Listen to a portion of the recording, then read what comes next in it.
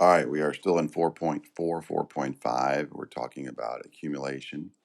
We are on packet E. In this example, we've got a generic graph that gives us some facts, and then we're going to apply different shortcuts or interpretations of a graph based on what we know is given. So going one at a time here with our first fact, we know we've got zeros here. Okay, so that tells me x is at 0 there, at x of 4, and x of 8. On the interval from 0 to 4, we are symmetric about x of 2. So that tells me right here at the height, that is an x of 2. And similar over here, right, at the maximum point here, we're symmetric.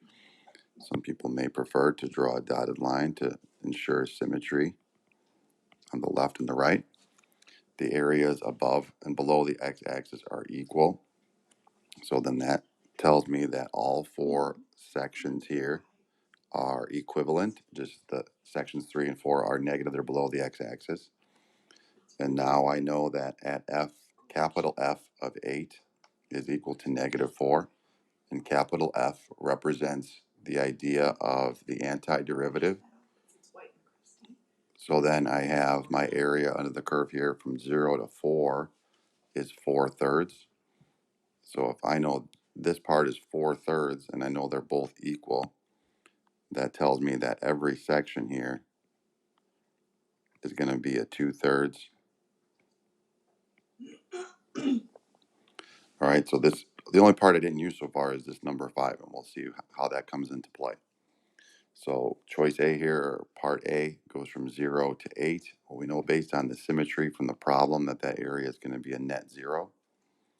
Part B, if you start and stop at the same value, you will not have any area. You didn't go anywhere. Part C, if I have a constant, I can take that constant and put them outside the integral and avoid any visual controversy. And then I see I go from 0 to 4 of my function, which we know from step 6 is 4/3.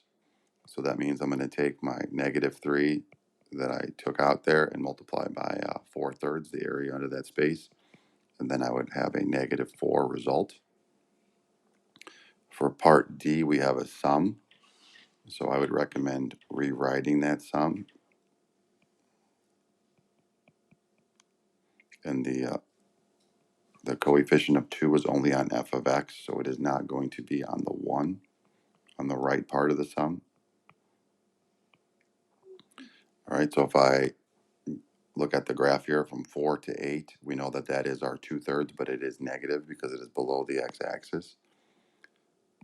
So I have my 2, I have my negative 4/3, plus, well, now my integrand here is a 1. So if it is a 1, it has nothing to do with the graph above. Remember, if it is a constant, right, then it is equivalent to if it was at y of 1. And we're going to take the area under the curve from 4 to 8. So that is just a rectangle. So that has a base of a 4 and a height of a 1. So the area under that curve is a 4. So that leaves my result to be negative 8/3 plus 4. Negative 8/3 is negative 2 1/3. So then that would be 3. So then my final answer would be a positive 1 1/3. All right, we've got a couple more here. I got to scroll down. So now if we, maybe I'll shrink it just to make sure we get the graph and the page at the same time. So now I'm doubling my value here instead of, I can't really pull that portion out. So, you got to think about your idea of inputs and outputs.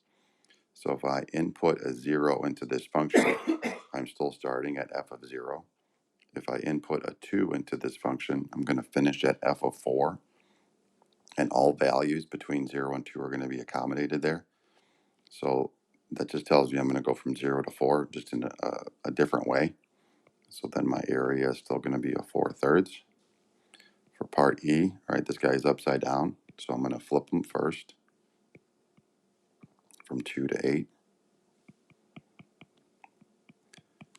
Okay, so I'm still going to have my negative on the outside. So from 2 to 4, I know I'm a positive 2/3.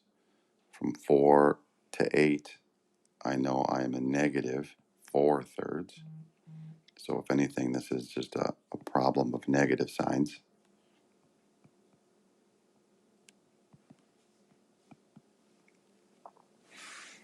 All right, so the next page still refers to this information, and it's going to start delving more into what this step 5 is, because we didn't use step 5. So that step 5 is f of 8 is equal to negative 4. So I don't want to forget that, and I don't want to keep scrolling back and forth. So capital F of 8 is equal to negative 4. All right, I'm going to just put all my information into this picture so I don't forget what we had.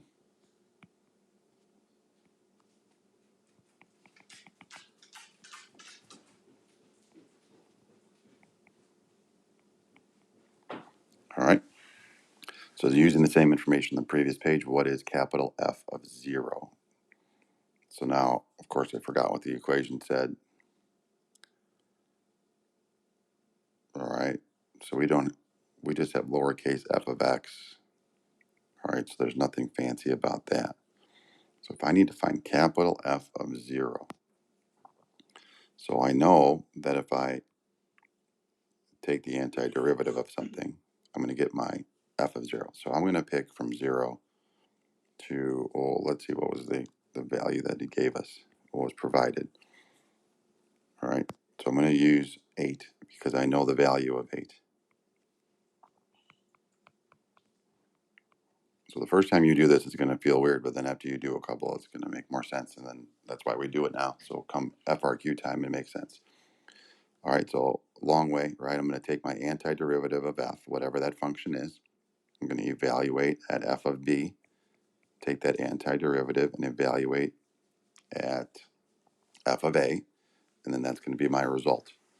Well, I know if I go from 0 to 8, because we already calculated it out, right? From 0 to 8, the area under that curve is 0. I know that answer. That is not a surprise. All right. From up above the givens, I know that capital F of 8 is a negative 4. So that tells me that I could solve for capital F of 0, which is my question here.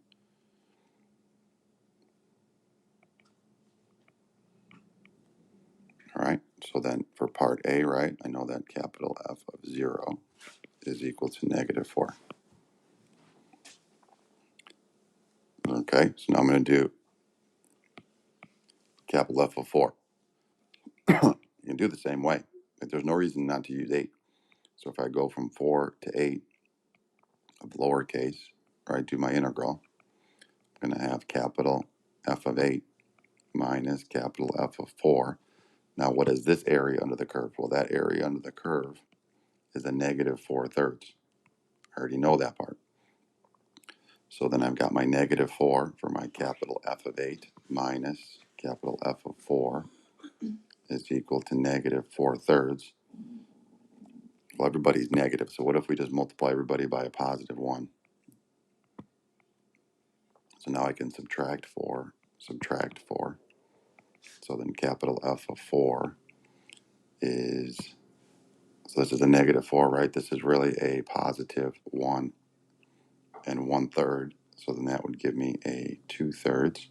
Take me to 2. Okay, so then I've got a negative 2 and 2/3. All right, so now we're going to go to f of 2. So I'm going to go from 2 to 8. And if you wanted to go from 0 to 2 and you just wanted to use that, let's try that. Some people just like using the given value if they're unsure with something. So what if we go from 0 to 2? So then I'm going to have my capital F of 2 minus capital F of 0. So from 0 to 2, we know from the area up above that area is a 2/3. Now I'm trying to solve for,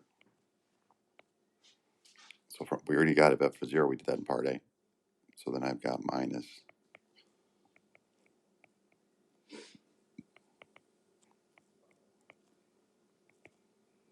right, solidify, right, plus the positive here.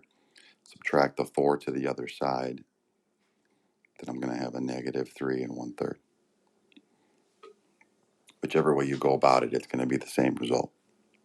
If you want to keep starting with f of 8 because it was provided, you want to start with a different one. It doesn't really matter. It's personal choice. All right, so if I'm going to go back to 8 for no good reason, because it's not that far away anyway. So then I'm going to have my capital F of 8 minus my capital F of 6. So that space there we know is a negative 2/3. I know my capital F of 8 is a negative 4. It's provided. And again, we've got a lot of negative signs here. So maybe we want to just get rid of them all. So if I subtract my 4,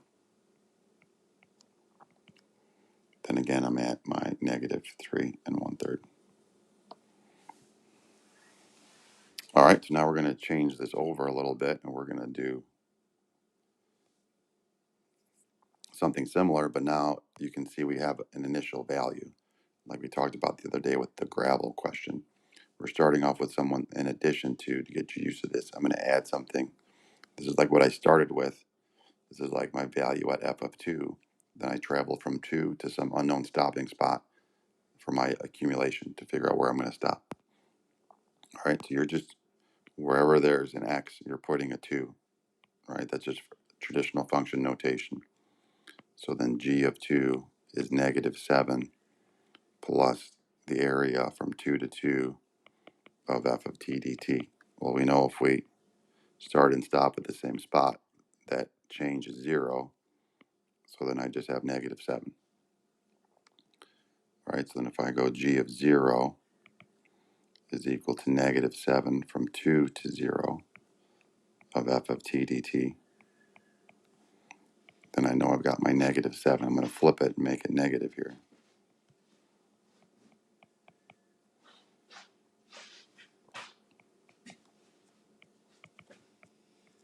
All right, from 0 to 2, from up above, right, that's a 2/3.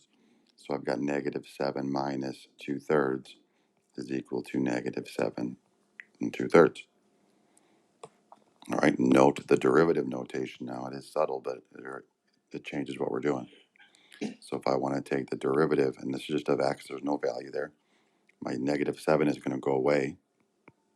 Then I'm going to take the derivative of my integral, fundamental theorem. So then g prime of x is just equal to f of x. Nothing fancy. Okay, so be smarter than, right, don't do the same work. So if I know that g prime is equal to f, then I know that g prime of 8 is equal to f of 8, and f of 8, lowercase f of 8, this is not capital, is 0. Sketch a graph of g on the interval. All right, so if we sketch a graph of g on the interval from 0 to 8, all right, so g is negative 7.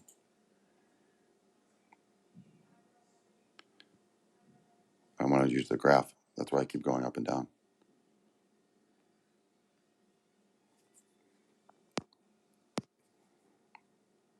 All right, so then I know that my, let's go blue. My g graph is negative 7 plus the integral.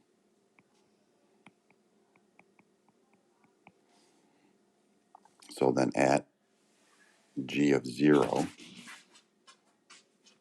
right, we already calculated this out.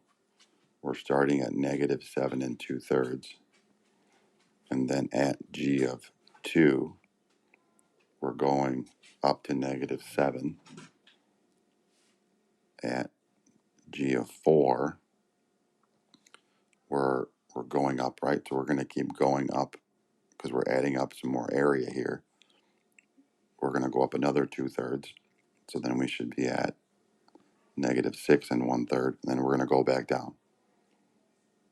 All right, so then if I start that off, I thought I'd use this graph as it, but it's too far away. It's not really going to help too much. So I'm going to start over here, right? I'm going to come down, and then I'm going to bend back up, right? Because the symmetry is going to have it separate back out. All the negative 7 is doing is starting me down lower than I was before.